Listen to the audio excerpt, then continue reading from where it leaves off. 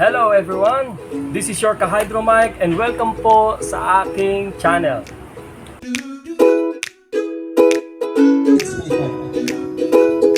Ito ay kahit 60 days and then dadating na siya sa stage na final stage na ng flowering.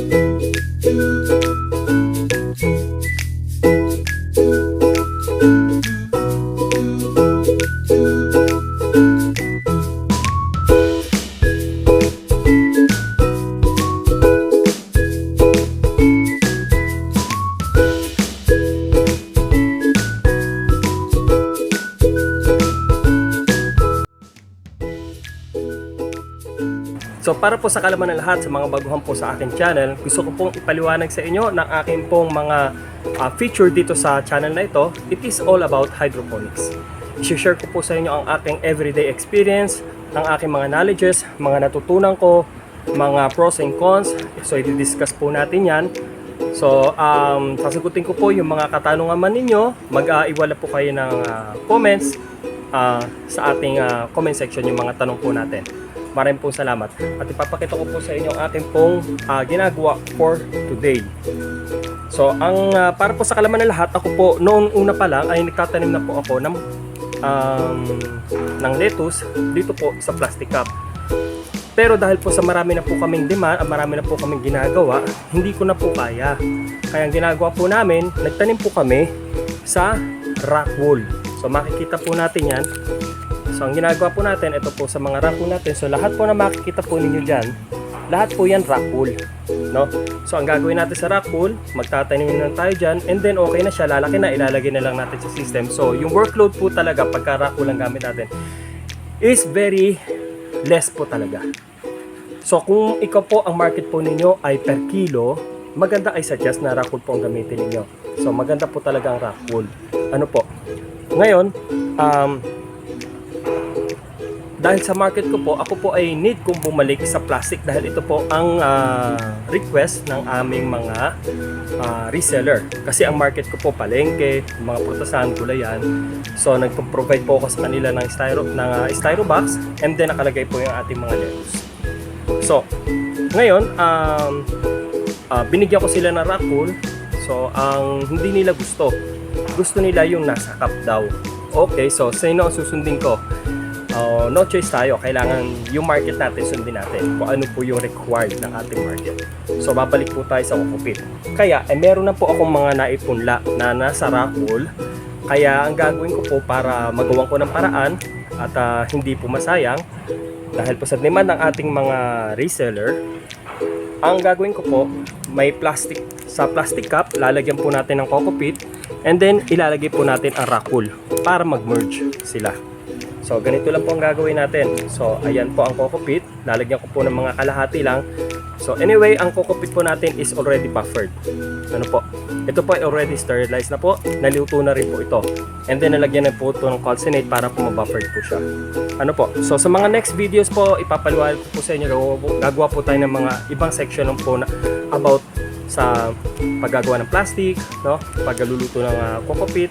So, as of now, ito lang po muna ang papakita ko sa inyo.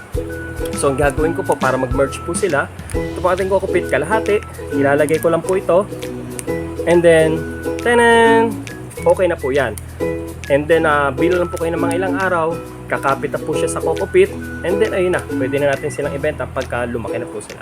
Bibigyan ko po kayo ng mga update patungkol po dito kapag okay na po, ready to harvest. Or siguro mga 1 week before to harvest, gagawin po natin another video or update para po sa inyo. Marami pong salamat and then enjoy po, watch the videos. Marami pong salamat sa inyo. Please, ask ko lang po favor sa inyo. Kung pwede naman po, baka naman, please like and share and click the notification bell for more updated videos. Marami pong salamat sa inyo and God bless po. So naglalagay po tayo ng kokopit. Nakita po ninyo, eskwala pong ginagamit ko kasi ito pong available po sa akin. Madali po kasi very handy, no? Para sa akin. Kung ano po kasi yung mga available na pwede niyong gamitin, materials, pwede po ninyong gamitin. So ayan po. Bubutas po natin. gitna para po medyo magkaroon siya ng space sa loob, yung ugat niya. Ano, magko-compress din naman yan. Pero as of now, sa ngayon lang, so I prefer na lagyan siya ng butas. So, ganun din naman pagka susunod tuturo ko sa inyo kung paano mag-transplant na galing sa seedling tray. So, madali lang po yun. Very basic po. Kung ika, basic na basic. So, ayan. So, sa mga may mga comments po sa inyo, maglagay lang po kayo, iwan kayo ng comments niya sa section para po masagot po natin anything na at kaya ko po sagutin.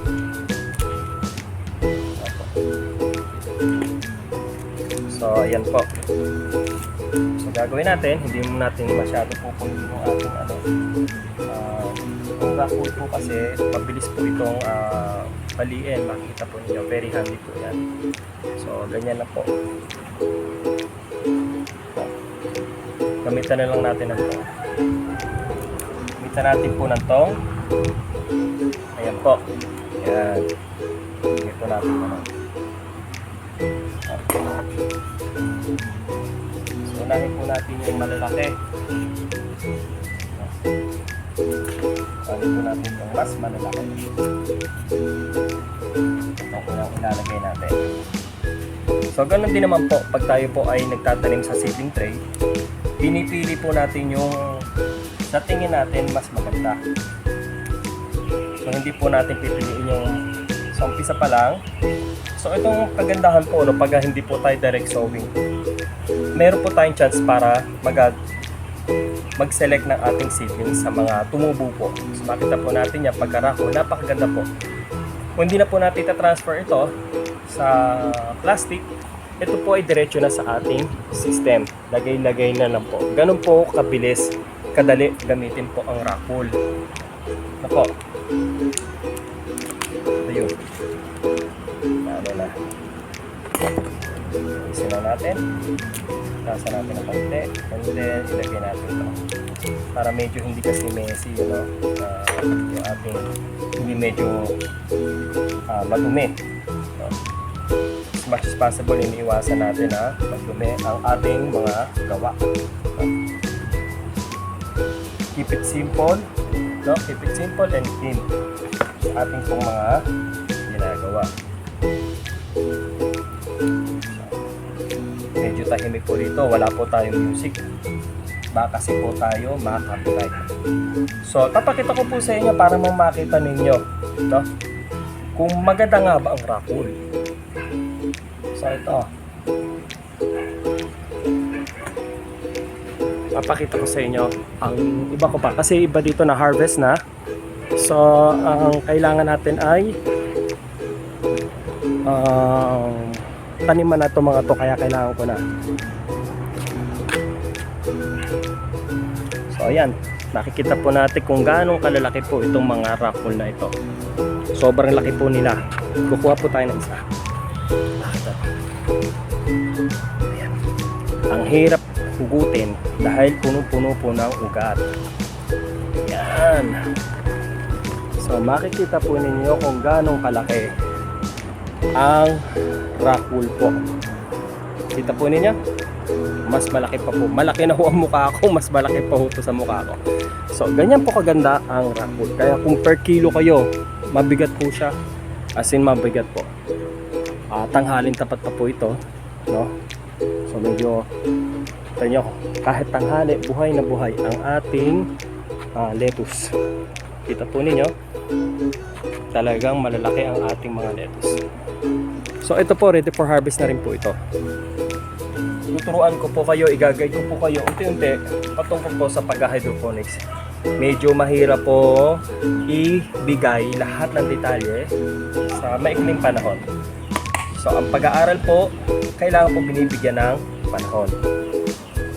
So, sa mga baguhan, mga gusto nyo matuto sa pag-hydroponics, just follow my channel, please share, subscribe, and click yung ating bell for the updated notification po na ating mga uploading videos. God bless everyone! Bye-bye!